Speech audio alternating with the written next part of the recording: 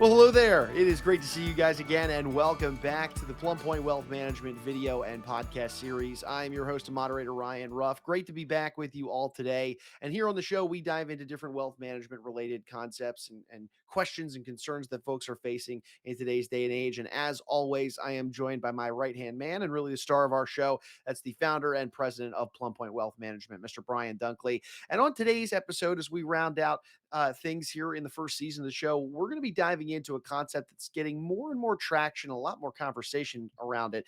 And it all stems to the fact that we are living longer than ever these days. So you got to plan. You got to make sure your plan is in place for your future. We're going to be talking about this topic and identifying a big challenge that's facing a lot of folks with regard to this idea of living longer. But first, let's go ahead and welcome Brian aboard and say hi. Brian, it's good to see you this morning. How you doing, sir? Hey Ryan, good to see you. Thanks for having me again. Of course, good to be back with you. We've got a big one that we want to talk about today, and Brian, why don't you frame it up for the audience for us from the perspective of kind of the challenge, really, that you're seeing a lot of people have to face in today's day and age. What's the problem that we're talking about today? Yeah, we've had a few conversations together now about business owners selling their business, growing an asset, and then as they transition to retirement, transferring liquidating that asset, and drawing income from it, and protecting those assets and planning for the future, planning to take care of your family and revisiting your plan. And so, coming almost full circle here, now the question is, what do you do and how do you prepare now that you are retired or thinking through retirement to live a very, very long life up to perhaps age 100 or beyond? And we see it. There've been a lot of advances in healthcare. The average human lifespan has increased just pretty some 20, 30 years over the past century. And it looks to be that we're on the verge of another bump. You have a number of Silicon Valley titans who are investing resources into solving for some of these problems. And it's not out of the realm of possibility that we're going to be seeing 10 to 20 years of additional lifespan for most of us, healthy years too. So now the question really becomes for people in terms of what is this, why is this a problem, and what do we need to be thinking about is, if we are lucky enough to really live a very long time, do we run the risk of outliving our assets? And that's the thing, that the problem we want to be thinking through to solve for. Yeah, I mean, can your wealth plan really support you living to, let's say, age 100? Let's double click into this now, Brian. Give me the why. I know there's a lot of reasons why, but why would you say, in your eyes, this is such a problem? Well, it could be a problem for you if you run out of assets and Sure. you're still and you're living. So for a number of reasons, the first and foremost is, if you can't maintain your lifestyle, what are you going to do? If you can't maintain your independence, what are you going to do? Who are you going to count on? Who are you going to turn to? And that tends to be one of the biggest fears for clients, particularly clients who don't want to be a burden to their families, because that would, for most people, that's going to be the next person up, your children or perhaps your grandchildren. They're going to be caring for you if you can't do that for yourself. The other option might be the state, and no one wants the state to be supporting them. Your outcomes are going to be impaired. Your health experience might be impaired if your health care is sacrificed from not being able to afford the health care you need or want. And the options, really, whatever it is you're envisioning for your retirement, whether it be just living life exactly how you see fit, or finding ways to enrich your life in new and different ways, your options disappear, and Sure. that's why this becomes a problem for people. Yeah, yeah. And in looking one step further, what would you say is kind of the ripple effect? Like if somebody was to let this problem fester and not adequately address the fact that we are living longer, what's the ripple effect and what do you see it doing to people to people's lives? Well, for you personally, if your options are reduced and you Mhm. have to cut back on any aspect of your life, no one wants to do that. That's really the first step that you're going to have to take as you start, if your assets become squeezed from lack of appropriate planning. But the bigger problem for most people is the relationships that are impacted from family. If family has to take care of you, those relationships can be strained. You're putting undue burden on your children, and again, you've spent your lives launching your children spent your lives launching your own retirement, hoping to be self sufficient. And then maybe for a lot of people, they want to give something off to their family in terms of some level of inheritance. That all, if you outlive your assets, none of those options are available or open to you.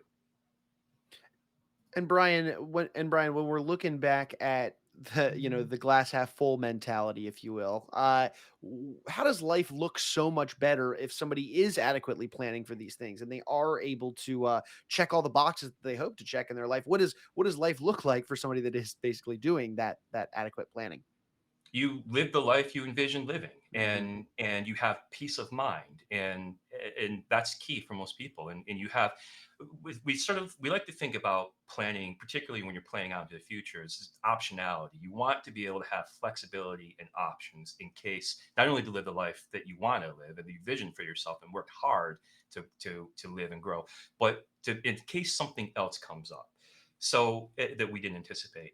So you remain independent and not dependent on anyone. Relationships with your family members remain healthy. You don't have to put undue strain on your children or grandchildren.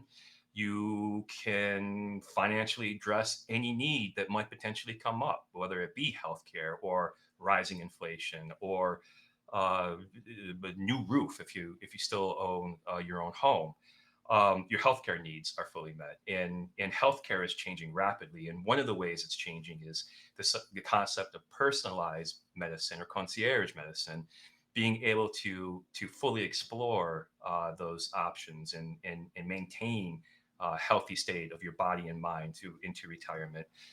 You have available resources to enrich your lives. Retirement's changing for the idea of retirement is changing for all of us. It's a very different concept than it was years ago. If you look to Japan, what they're doing in their aging society, they're taking the karaoke complexes that are famous in Japan for younger people, and during the day they're converting them for older folks to learn new skills.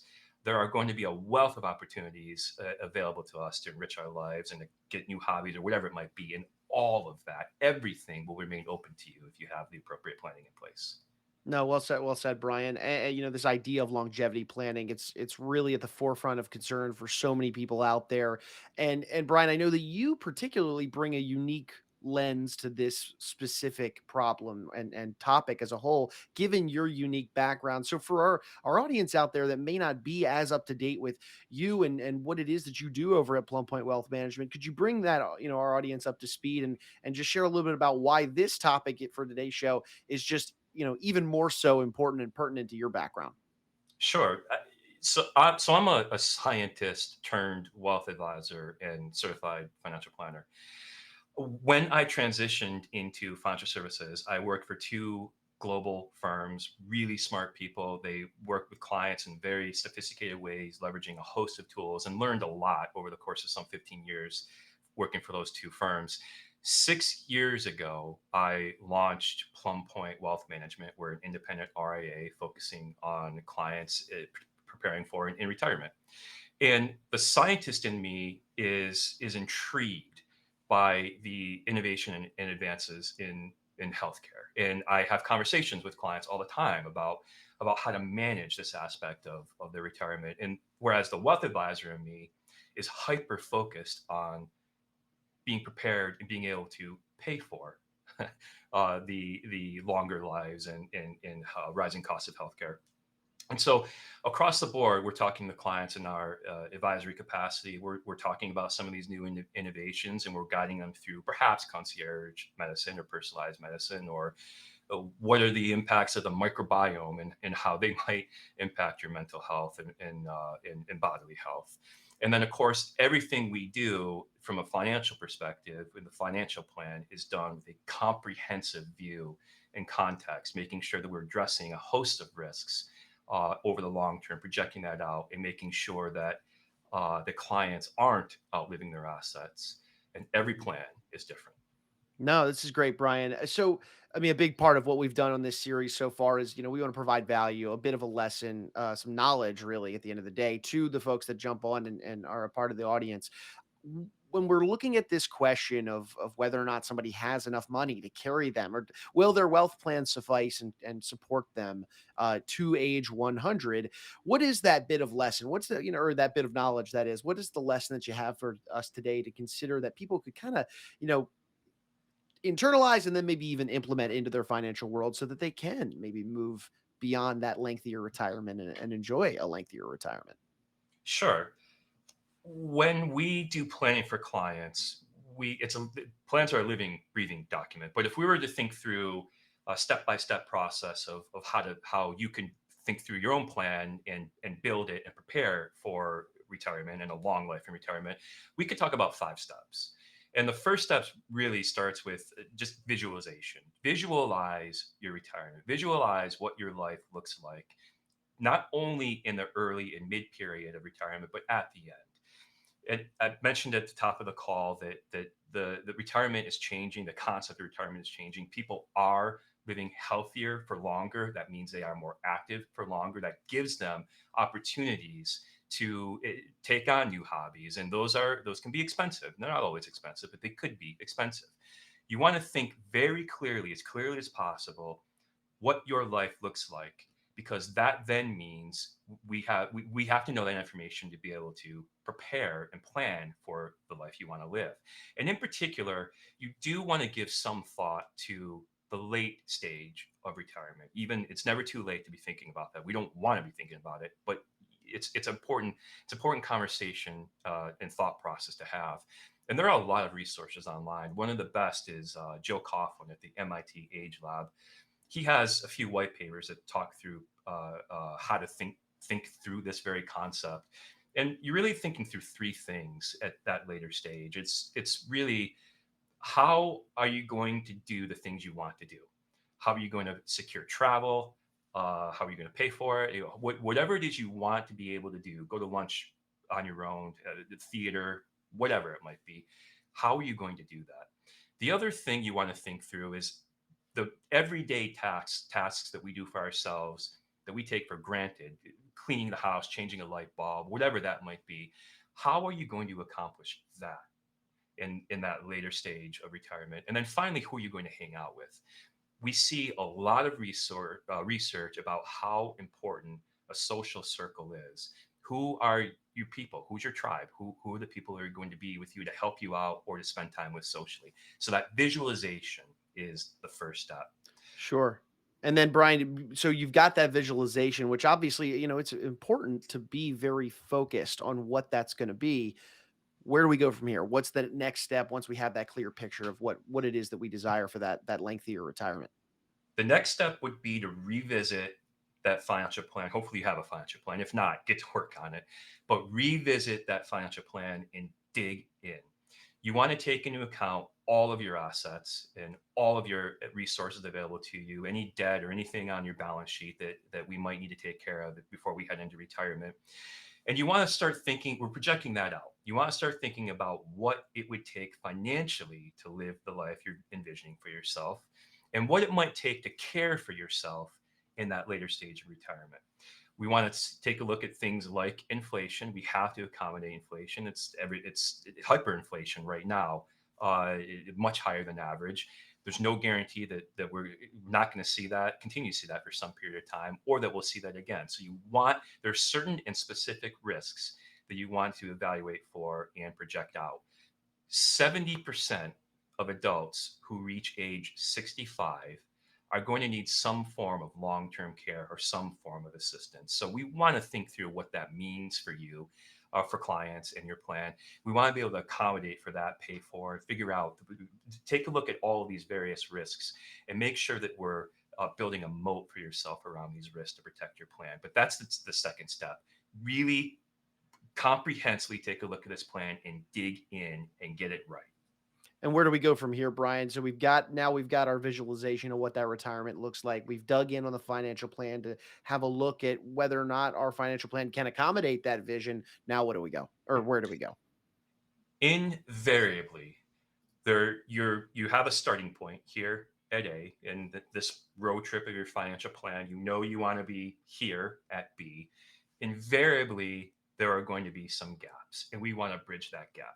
So at step two, we've identified those risks. In step three, we're going to start one by one, figuring out what we can do to eliminate or mitigate these risks and plan for them. So the last thing we want is for a long-term care event to come into play and derail everything. Whatever your goal might be to leave an inheritance or to remain independent, to not have your children be caring for you, whatever that goal might be, we want to make sure that we're bridging the gap and that we're fully accommodating and accounting for the various risks and putting a solid plan around that. Sure. So I would imagine then, Brian, after you've bridged that gap, there's probably some clarity that comes from that, that process and recognizing maybe what the next step is. What would you say is that next action item if you are bridging those gap and you recognize maybe an opportunity or anything really?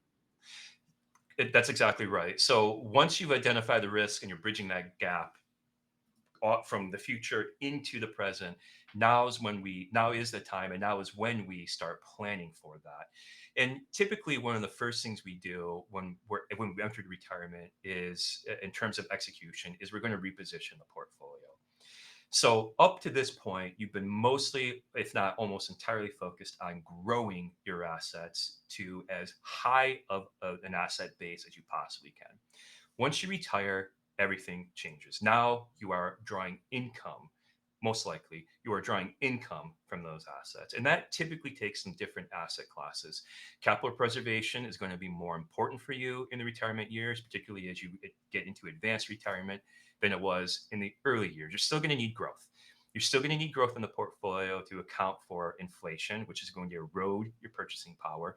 You're going to need growth to account for really high healthcare costs that are going to start more and more coming into your balance sheet. You still want growth, but certain and specific asset classes can give you some additional sources of income because now you're going to need to be drawing income. They help with capital preservation while still giving you some exposure with other parts of the portfolio to grow. And the retweaking at this stage is probably the next thing we do. And again, that will happen 3 or 4 more times throughout your retirement. Roger that, Brian. And so your portfolio is now repositioned given the, bridging the gap process from your visualization to your financial plan. Is there a final step? Is there anything else for you to do once you've repositioned the portfolio, or is it smooth sailing from there? Not necessarily smooth Mhm. sailing. You've done most of the work, but the other piece would be to perform a risk audit. So you've identified again those risks and you started to execute, but you really want to start thinking through any of the number of potential risks that could come up to derail your plan. And they include, I've given the example already, long-term care. And so we have an idea today what that long-term care experience looks like in terms of the length of care on average and the average cost and the inflation rate, which is a little different than the CPI inflation rate. So we would use that information to model that out and project that out. And as part of that risk audit, to fine tune and really start making sure that we're addressing each of these final risks outside of your everyday maintaining lifestyle and living your retirement. What outside risks come into play potentially or even likely to derail that plan? And we build moats around you for those risks and execute on each of those strategies. No, this is great, Brian. A lot of value there in those 5 steps for the audience there today. So for somebody that's listening, watching this video, or listening to the episode on the podcasting platforms, and they're hearing these 5 steps, maybe they're recognizing, "Hey, maybe I've done 1 or 2 already, but maybe I'm in this next phase to leverage steps, let's say 3 or 4 or 5 to, really bolster their retirement plan that would see them through those lengthier years." What would be the best way that somebody could just take this knowledge and then begin implementing it into their world so that they can, they know that they have that, like you mentioned earlier, peace of mind that their financial plan can see them through that lengthier retirement? Uh, do it. Just take the step and do a plan. Start the plan. The At this point in the life of a client, as you're right at the point of thinking through retirement and entering retirement, it's one of the most important periods to really do your plan well and get it right. And if you're thinking about it, it's time to execute and to do that plan. If you have a team of advisors, call them, give them a call, work with them, get these finer get the finer tuning done in your plan. Get to work. Earlier you start, the better. That's the one of the entire tenets in personal finance 101. Time is your ally if you have a plan in place. So just get started. If you have questions, if you don't have a team of advisors, if you want a second opinion, give us a call. Our website, visit our website on the bottom of the screen here. We're happy to take a question and help out any way we can.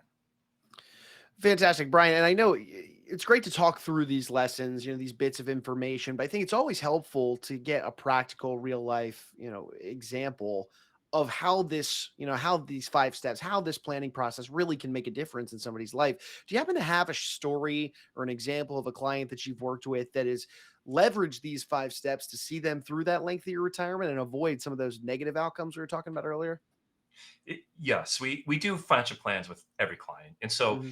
longevity planning, retirement planning comes into focus at some level with every client because the retirement phase is, again, it's your biggest asset, your biggest expense is always going to be retirement. And so we want to plan for that. We just met a new client, give you the most recent example. They are a couple. He's an executive. She works part time at a hospital, and they are probably 3 or 4 years away from retirement and hadn't done a financial plan yet, and so hadn't given any thought or context to longevity planning. And in their particular case, she has some health issues, and they're going to get worse for her. And so when we start going through the visioning of their retirement, they want to retire a little early. They have the means to do it because they want to be able to enjoy time together while they still can, while they're both still healthy. They're going to be traveling. They're going to be picking up a new skill, perhaps, and new hobbies. And at some point, she is going to need some care. And part of her plan is he's going to provide the care as long as he's around. They don't want to burden the children. And so they're also going to be implementing some strategies along long-term care assistance. And they hadn't done that yet. And another thing about these particular strategies is the earlier you implement them, not only the stronger you plan, but the less expensive they are for you. They also hadn't revisited their will in 15 years, and they haven't done made any changes in their portfolio. So we were able to come in over the course of a few weeks. They just signed up their clients now. We've retweaked everything. We put these strategies in place. Plan's not done, and it's like I said, it's a living, breathing thing. So we're going to be evaluating this every year, particularly with a client who has so much pending change. But they are very comfortable now. They feel that they've got a solid plan in place. That peace of mind is there, and they're very, very happy they went through the exercise in the process. Yeah, no, that's a great example. So I appreciate you kind of unpacking that one for us. It illustrates a lot of the different points that we touched on today. So, Brian, as we're kind of bringing our conversation to head here, one final time for anybody out there in the audience, let's say they're hearing this message, it's really resonating with them. The idea that maybe, hey, they should revisit their financial plan, leverage that 5 step process you mentioned to make sure that their plan does see them through a lengthier retirement, to do their due diligence in longevity planning, and they might need an assistance. They might want to ask you some questions and reach out. What would be the best way, again, they can get in touch with you? Visit our website. Again, it's posted right at the bottom of the screen. Our contact information is there. Hop on the website, give us a call, send us an email. We're happy to talk to you. Awesome. Well, Brian, look, I know you're a busy man. You've got plenty of clients to serve, so we'll let you get back to doing that. But I appreciate you jumping on and diving into the idea of longevity planning because, yes, as we mentioned at the top of the show, it is a very pertinent topic that is popping up a lot within the world of wealth management as a whole, and it's better to be prepared as always. As we said before in the show, than to read and react as when it comes to these things. But appreciate you, Brian, and looking forward to being back on the next one with you. Thanks, Ryan. Take care.